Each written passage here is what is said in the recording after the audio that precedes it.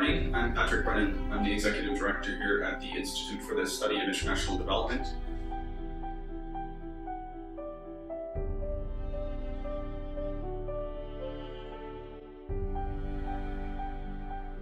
I think rather than looking at it as a cultural genocide, which is possible to frame it in that manner, I think it's more important to look at the initial list of findings of the Truth and Reconciliation, which were released in June, and their 94 calls to action. The situation of Indigenous peoples in this country is really one that we need to look at as a nation. We need to look at a nation-to-nation relationship in terms of finding solutions to these problems. We also need to look at this as an issue that we as Canadians need to deal with. I don't think we should look at it as one in which it's an Indigenous peoples issue. This is an issue that as a nation we need to find solutions to, and not just short-term solutions. This is a situation that developed over a long period of time, and for that reason it will require long-term solutions.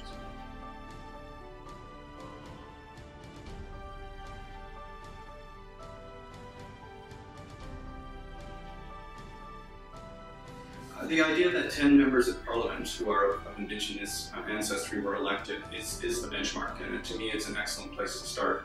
It's important to have their voices around the cabinet table, which we will. I think as well, the reason it's important is that this will not be, again, a solution which is driven merely by non-Indigenous Canadians. It's going to be Indigenous and non-Indigenous Canadians who need to look at solutions on these issues. In terms of prioritizing where one starts, obviously they're going to look at the findings of the Truth and Reconciliation Commission to start with, and the 94 calls to action, so that certainly is something that they will be looking at. They will also be looking at the issue of the UN Declaration on the Rights of Indigenous Peoples and what that means in terms of its implementation. I'd say at a programming and policy level as well, we need to look at education, economic development, we need to look at the rights of Indigenous women and children. At the end of the day, it's going to require everyone rolling up their sleeves and getting to work.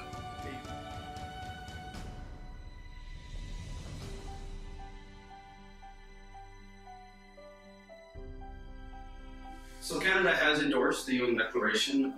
They did so in 2010. They were one of 4 countries that endorsed during that period of time, 2009, 2010. In terms of the declaration, unlike a convention, it can't technically be implemented. But I think it's important to note that the spirit of the declaration is one which allows all countries to look at the symbolic nature in which it can be implemented. I think we need to look at the declaration as a benchmark for the well-being of Indigenous peoples.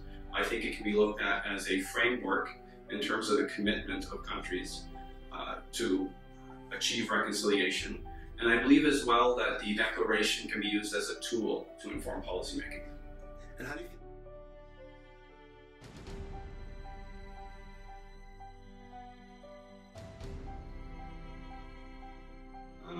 In Canada, we often look at the approaches that are being taken to the Indigenous question in Australia, New Zealand, and the United States.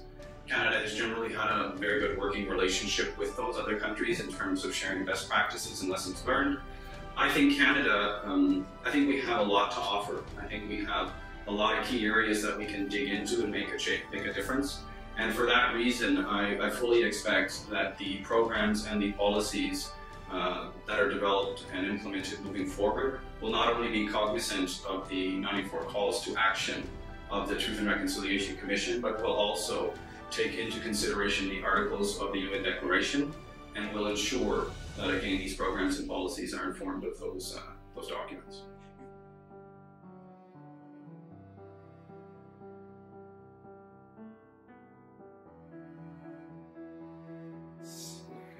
So certainly, I mean, those documents at the end of the day, as I mentioned earlier, they're really a benchmark in terms of the well-being of Indigenous peoples, and they cover almost all themes that are of importance from a human rights perspective for Indigenous peoples around the world, including, I would argue, the Truth and Reconciliation Canada findings. So for that reason, it covers economic development, it covers education, it covers the rights of Indigenous peoples to their culture and languages. So it really is, both documents are all encompassing.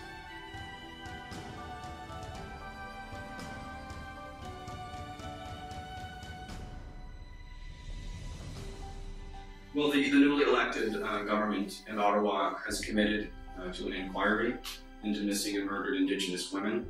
The inquiry, once its terms of reference have been set and the issues that it will look at have been determined, I would argue we'll spend the next 2 years looking at what the root causes are of increased levels of violence in Canada against Indigenous women and girls. Based on the findings of the inquiry and the recognition of what those root causes are, I certainly expect that moving forward, the programs and policies that are identified to deal with those will be informed by the findings of the inquiry. I think an inquiry is a starting point. I think it will be an effective tool again to identify what the root causes are in terms of violence. But I think we also, on the Indigenous question, have to take a holistic approach. These are issues which have developed over a long period of time in terms of the history of this country, and we should not expect that solutions will be found in the next 10 or 20 years. I think we will start making certainly progress during that period of time, but I don't think we should expect to have solutions, particularly even in our own lifetime. I think there is certainly an opportunity now for us to embark on a journey of reconciliation that will involve all Canadians and Indigenous peoples.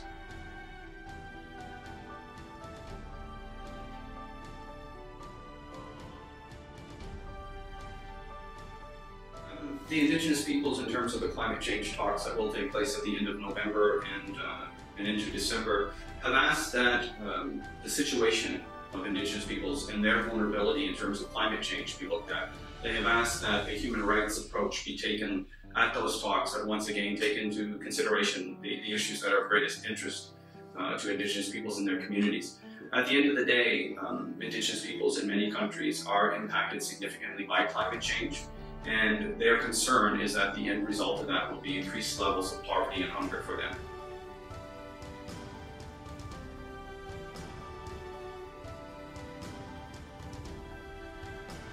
The youth of today are leaders as we speak. I certainly don't see them as leaders of tomorrow. They are more tapped in to the goings-on, the global affairs in this world, certainly than I was at their age. And I feel that their ability not only to be informed, but also to use forums to bring their concerns forward, are pushing decision makers to not only take that into consideration, but also to bring them into the room in terms of what their views are. The newly elected Prime Minister in Canada, Prime Minister Trudeau, is responsible for youth affairs and youth issues. And I fully believe that not only will we have their voice involved with global affairs in this country moving forward, I expect as well that they will be involved in the domestic affairs of this country.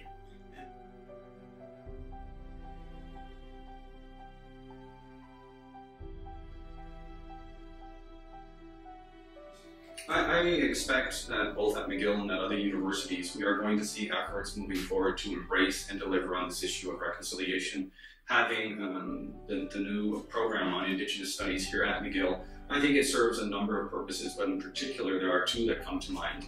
Number one, I think it provides a more welcoming community at McGill for Indigenous students, and number two, I think it also raises not only the profile of these issues at McGill, but I think it also informs other McGill students of why these issues matter.